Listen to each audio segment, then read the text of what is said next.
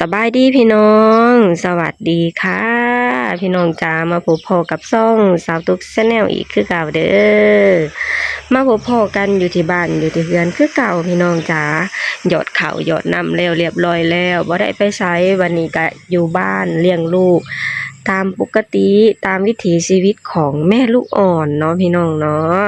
และมามื้อนี้ก็บ่ได้ไปไสพี่น้องเพราะว่าได้นัด คนมาไถดินเนาะพี่น้องอยู่ที่หลังบ้านเนาะพี่น้องเนาะคือทางเอื้อยของสตุกน่ะเพิ่นจะไถดินเพื่อเฮ็ดไถนาอยู่ที่หลังบ้านเนาะพี่น้องสตุกก็แบบว่ามีแผนตั้งแต่ดนแล้วล่ะว่าจะให้เขาน่ะมาไถหาคนมาไถดินอยู่ที่หลังบ้านเนาะพี่น้องเพราะว่าอยู่หลังบ้านของสตุกน่ะตั้งแต่5 ปีที่แล้วประมาณ5-6 ปีที่แล้วพุ่นล่ะพี่น้อง ได้ขุดหนองไว้เนาะพี่น้องสตุกก็เคยให้พ่อแม่พี่น้องได้เบิ่งแล้วก็คือขุดแล้วมันบ่ลงพี่น้องก็ลงได้แค่นิดหน่อยบัดนี้ก็สตุกก็แบบว่าอยากกวาดให้มันเพียงเนาะพี่น้องเนาะก็เลยแบบว่าพอเอื้อยเพิ่นจะแบบว่าไถดินเป็นไถนาสตุกก็เลยถือโอกาสมากวาดดินถมอยู่ที่หลังบ้านของสตุกเนาะพี่น้องเนาะและมื้อนี้ก็เลยบ่ได้ไปไสพี่น้องจ๋า อยู่บ้านถ้าคนมากวาดดินเนาะพี่น้องส่วนบ่ดอนก็มื้อนี้ก็ลางานช่วงเช้าช่วงประมาณเที่ยงพอไถดินแล้วเรียบร้อยแล้วก็เพิ่นจะไปเข้างานเนาะพี่น้องเนาะและตอนนี้ก็คนไถก็กำลังเริ่มมาเนาะพี่น้องเดี๋ยวชาตุกจะถ่ายให้เบิ่งตอนที่เขาเจ้าเริ่มมาไถดินเนาะพี่น้องเนาะไปพี่น้องเดี๋ยวเราไปเบิ่งกันเลยพี่น้อง ดินก็ค่อนข้างแข็งเนาะพี่น้องเพราะว่าสตูขุดน่ะเป็นเวลาประมาณค่อนข้างหลายปีแล้วนะพี่น้องเฮ็ดให้ดินมันแน่นนะพี่น้องจ้าเขาเจ้ายุ่งก็ค่อนข้างยากแน่ที่แรกสตูว่าตั้งใจจะเฮ็ดหนองพี่น้องเอ้ยตั้งใจจะเฮ็ดหนองตอนที่สตูให้เขาเจ้ามาขุดหนองน่ะสตูเบิดเงินไปประมาณ5,000 กว่าเนาะพี่น้องเนาะ เบิดไปประมาณ5,000 กว่าสุดท้ายแล้วก็คือขุดลงมาได้อะพี่น้องคือขุดลงได้แต่ซ้ำนี้ก็เลยหยุดแล้วบัดนี้พอแบ่งดินแบ่งอิหยังกันเรียบร้อยแล้วบัดนี้ครึ่งของน้องน่ะอยู่ดินของสตุกแล้วครึ่งอีกครึ่งของน้องอยู่ฝั่งนี้น่ะคือดินของเอื้อยของสตุกเนาะพี่น้องสตุกก็เลยแบบว่าให้เพิ่นนำมากวาดลงให้มันเพียงแล้วก็สตุกก็จะเริ่มเฮ็ดละคั่วเริ่มซื้อตะนางซื้อละคั่วมาเฮ็ดละคั่วเนาะพี่น้องเนาะมาเฮ็ดแบบว่าแบ่งเส้นแบ่งดอนกันให้ชัดเจนนะเนาะพี่น้องอีกอย่างก็มันก็จะได้สะดวกสบายในการใช้ชีวิตเนาะพี่น้องเพราะว่าถ้าเฮามีหัวมีสวนแล้วการปลูกผังหรือการเฮ็ดอีหยังก็คือมันก็สะดวกสบายขึ้นมีความเป็นส่วนตัวขึ้นเนาะพี่น้องคือตอนนี้สตุกยังบ่มีหัวแบบว่าเป็นสัดส่วนที่แน่ชัดหรือบ่มีตะนางบ่มีละคั่วเนาะพี่น้องก็จะมีแบบว่างัวควายเข้ามาเนาะพี่น้องปลูกหยังก็บ่ยังพี่น้องจ้าบางเทื่อก็มีม้าน่ะเข้ามากัดสัตว์เลี้ยงของสตุกเนาะพี่น้องกัดเป็ดกัดไก่พี่น้องจ้าสตุกก็เลยแบบว่าอยากไปเฮ็ดหัวเฮ็ดห้าวให้มันเรียบร้อยพี่น้องก็เลยแบบว่าทางเอื้อยเพิ่นจะไถทีเป็นไหนาอยู่หลังบ้านของเพิ่นอยู่ตรงนั้นเนาะพี่น้องสตุกก็เลยถือโอกาสให้เขาเจ้ามากวดน้องของสตุกน่ะให้มันลงมันเพียงแบบว่าจะได้เฮ็ดหัวเฮ็ดห้าวเนาะพี่น้องเนาะ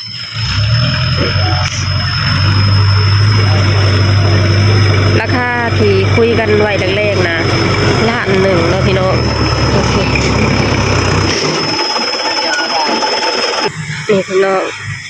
ปวดให้เพียงเลยเนาะพี่น้องเนาะนี่แหละพี่น้องตาสตุกกันเลยพอกลับมาอยู่บ้านแล้วก็หยุดการหาเงินแต่ว่าบ่หยุดการทำนู่นทำนี่พี่น้องจ้าจะได้ก็เฮ็ดนั่นจะได้ก็เฮ็ดนี่อยู่ตลอดเวลาพี่น้องเพราะว่าเฮาก็แบบว่ามีแนวให้เฮ็ดอยู่ตลอดนะพี่น้องเงินนี่โอ้ยหามานี่แทบสิบ่ได้กินอีหยังพุ่นแล้วพี่น้องหามาแล้วก็คอยเฮ็ดหันคอยเฮ็ดนี่อยู่ตลอดถ้าบ่เฮ็ดก็บ่ได้พี่น้องจ้าเพราะว่าทุกอย่างที่เฮ็ดมานี่จำเป็นทั้งนั้นพี่น้องอีหยังลูกกินไปขายกินไปหาพ่อ ทุกสิ่งทุกอย่างที่เฮาเฮ็ดนั่นแปลว่าจำเป็นทุกอย่างเลยพี่น้องจ้าถ้าบ่เฮ็ดก็บ่ได้พี่น้องเลยนี่คืออย่างเช่นสตุกให้เขาเจ้ามากวดน้องให้มันเที่ยงแล้วเรียบร้อยแล้วก็สตุกก็ต้องหาเงินต้องเก็บเงินซื้อตะนางซื้อละขัวอีกพี่น้องคือการเฮ็ดของเพื่อนของสตุกนี่บ่บดง่ายๆพี่น้องจ้าเฮ็ดน้ำบ่ดอนก็ต้องหาเงินรัวๆไปพี่น้องถ้าบ่เฮ็ดก็จำเป็นพี่น้องเอ้ยมันแน่นแฮงเนาะพี่น้องเขาเจ้าเลยต้องไถแล้วก็กวดเขาอีกทีเนาะ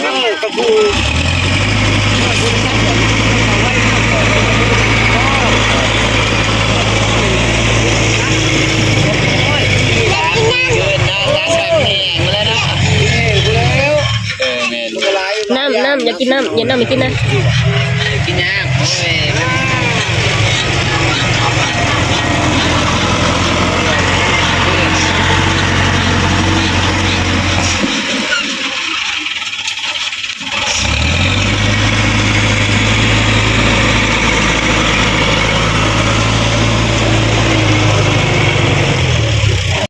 กวดลงบดสีขางเลยเนาะพี่น้องเอามาเป็นเดือน2 เดือนให้จะไปก็ได้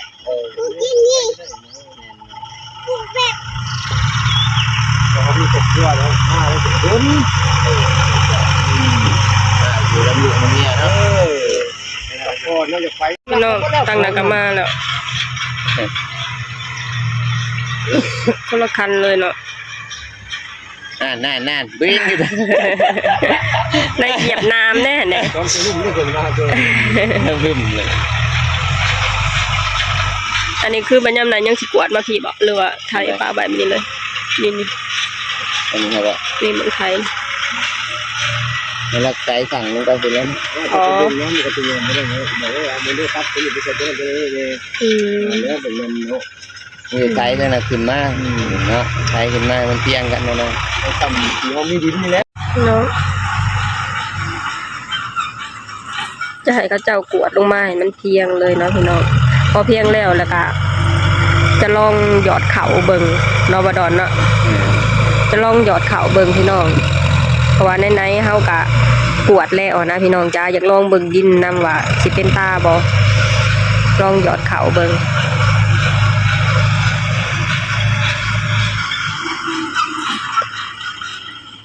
มาพี่น้องใกล้จะเสร็จแล้วพอปั๊บขึ้นมาแล้วก็หลังบ้านก็ดูสวยงามขึ้นเนาะพี่น้องจะเป็นประมาณนี้เลยพอปั๊บแล้วเรียบร้อยแล้วก็จะลองหยอดเข่าเบิ่งเนาะพี่น้องบางทีมันอาจจะงามขึ้นก็เป็นไปได้เนาะพี่น้องเนาะ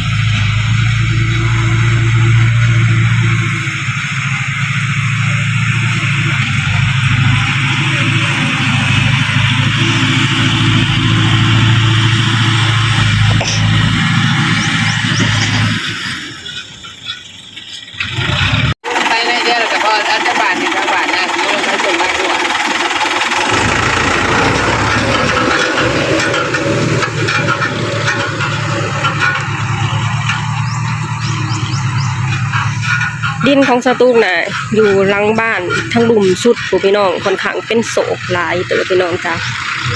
เป็นโศกค่อนข้างหลายถ้าหากว่าจะกวดแถวนี้คือสิกวดบ่ได้ดอกพี่น้องถ้าว่าจะกวดไปถมนะเพราะว่ามันบ่มีดินพี่น้องถ้าหากว่าจะถมนี่ต้องซื้อดินมาถมอีกต่างหากนะพี่น้องเอ้ยบ่เป็นหยังเอาสำใดได้สำใดเอาสำนั้นพี่น้องเอ้ยดูแลอนาคตค่อยว่ากันใหม่ ตอนนี้เฮาเฮ็ดซ้ำที่เฮาไว้ก่อนปรับจากนี้แล้วพอเสร็จจากปัดบ่นี้แล้วก็พอแล้วล่ะพี่น้องนี่อยู่ทางนี้แล้วนี่ทางนี้เสร็จแล้วมีแต่ยามที่จะหยอดก็คอยปรับไปอีกทีเนาะพี่น้องให้บ่ดอนเพิ่นมาแป้งอีกทีนึงถ้าหากว่าตอนที่จะหยอดเขาเนาะนี่เสร็จแล้วจ้าปรับหลังบ้านเตรียมตัวหยอดข้าวจ้าเสร็จแล้วพี่น้องเขาเจ้าก็เอารถออกไปแล้วเนาะพี่น้องเนาะรถก็ออกไปออกทางเฮือนของเอื่อยของทางเฮือนของสตุกนะบ่ล้มพี่น้องจ้าเนี่ยตรงทางแคบโพดโอเคเสร็จสมบูรณ์แล้วเสร็จเรียบร้อยแล้วจ้าของการปรับดินหน้าบ้านปรับดินหลังบ้านเนาะพี่น้องเนาะพอปรับแล้วละกาหลังบ้านของเฮากะจะดูสวยขึ้นแน่นิดหน่อยเนาะพี่น้องนี่สวยพี่น้องเอาเงินไปจ่ายเขาเจ้า1,000,000เนาะพี่น้องเนาะ1,000,000ไปเอาไปให้เขาเจ้าแต่บ่ดอนเอาไปผู้เดียวมาพี่น้องเริ่มหยอดกันแล้วคนหยอดเฮาก็เพิ่งจะมาแต่ทำงานพี่น้องจ้าเพิ่นเอารถไปใส่ปูนเนาะพี่น้องนี่เดี๋ยวเฮามาหยอดข้าวกันเราจะมีข้าวอยู่ที่หลังบ้านแล้วบ่ได้ขาดเลยเนาะพี่น้องเพราะว่าตอนที่เขาเจ้ากวดให้นะเขาเจ้าไถแล้วเนาะพี่น้องเนาะก็จะมีบางบ่อนที่มันแน่นนะพี่น้องจ้า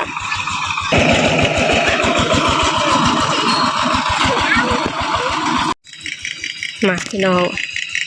ตอนนี้ก็กำลังเติมเขาเนาะจักสีเป็นจังไดพี่น้องเอ้ยค่อยๆเบิ่งกันไปเพราะว่าของสตุกนะสตุกบ่ได้ตั้งใจอยากเห็นให้หน้าแค่สตุกอยากให้เขาเจ้านำมากวดให้มันเพียงเนาะพี่น้องเพราะว่าจะเริ่มเห็นหัวแล้วเนาะพี่น้องเนาะก็เลยแบบว่ากระเทินไทยแล้วก็เลยว่าลองหยอดเขาเบิ่งบางเทื่อมันโอเคเนาะพี่น้องถ้าหากว่าบ่เป็น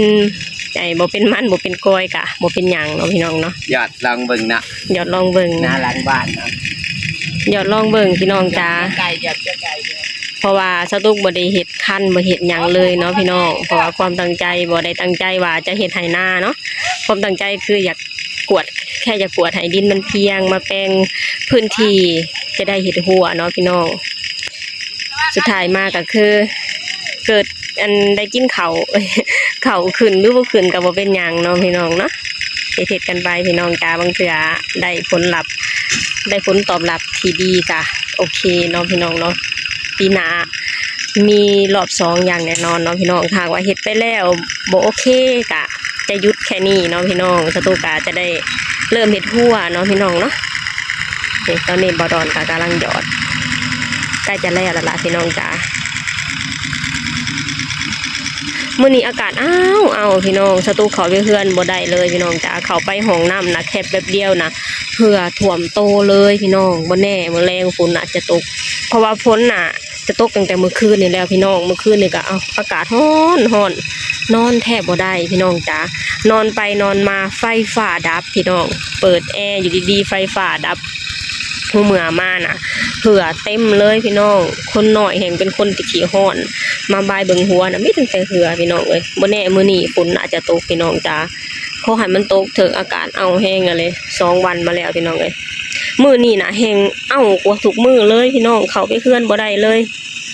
เข้าไปห้องน้ำแป๊บเดียวน่ะออกมาเหือท่วมตัวเลยอ่ะพี่น้องบ่แน่มื้อแรงฝนอาจจะตกมาพี่น้องตอนนี้ก็เสร็จสิ้นเป็นที่เรียบร้อยแล้วพี่น้องจ๋าหยอดข้าวหลังบ้านของเราเนาะพี่น้องเนาะแล้วละกะปานนี้จะมาขุดดินเพื่อเอารถไถขึ้นเนาะพี่น้องเมื่อกี้นี่มันโดดลงเองพี่น้องจ๋าคนกำลังไปหาไม้เพิ่นผัดบ่ปิดจักพี่น้องแล่นลงเองซะรถไถก็ดิบ่ทันใจเนาะบัดนี้ก็มาขุดทางขึ้นพี่น้องบัดนี้ โอเควันนี้ก็เฮาก็เสร็จสิ้นไปเป็นที่เรียบร้อยแล้วพี่น้องถาเบิ่งว่าจะเป็นหยังเนาะพี่น้องเนาะจะเป็นมันหรือเป็นเขาเนาะพี่น้องเนาะเพราะว่าในความตั้งใจของสตูกน่ะแรกๆคือบ่ได้ตั้งใจจะเฮ็ดให้นาเนาะพี่น้องความตั้งใจก็คือมาให้เขามาไถแล้วก็แปลงดินให้มันเพียงเพื่อจะแบบว่าเริ่มเฮ็ดหัวเฮ็ดหาวแล้วเนาะพี่น้องเนาะแล้วบัดที่นี่ก็พ่อแบบว่าเห็นเขาเจ้าไถแล้วก็ก็เลยว่าลองหยอดเขาเบิ่งเนาะบ่ดอนเนาะก็เลยลองหยอดเขาเบิ่งดีกว่าบางเทื่อเฮาอาจจะได้กินเขาเนาะพี่น้องเนาะแบบว่าลองหยอดเขาเบิ่งบางเทื่อแบบว่าเขาจะขึ้นให้ก็มีเนาะพี่น้องเนาะดีกว่าไถดินเปล่าๆกระเทินไถแล้วก็เลยลองหยอดเขาเบิ่งว่าซั่นพากันปรึกษากันแบบนี้เนาะพี่น้องเนาะบัดนี้ก็มาเบิ่งกันพี่น้องว่าจะเป็นมันหรือเป็นเขาเนาะพี่น้องเนาะเพราะว่าอยู่ทางหลังนี่ก็ข้อไก่ก็เต็มอยู่ในนี่เด้พี่น้องไก่ก็หลายพี่น้องเอ้ย ไก่ละมั้ง เอาไปเอามาสิเป็นอาหารไก่พุ่นละเนาะพี่น้องเนาะบ่เป็นหยังถ้าหากว่าบ่เป็นเขาก็บ่เป็นหยังเนาะพี่น้องเพราะว่าถือว่าเฮาได้ลองแล้วเนาะพี่น้องเนาะโอเคพี่น้องสำหรับคลิปนี้สตูกเองก็จะขอจบลงเท่านี้ก่อนเด้อฝากให้พี่น้องช่วยกดไลค์กดแชร์กดติดตามให้ช่องสาวตุ๊ก Channel หน่อยเด้อบ่ดอน สวัสดีครับ โอเค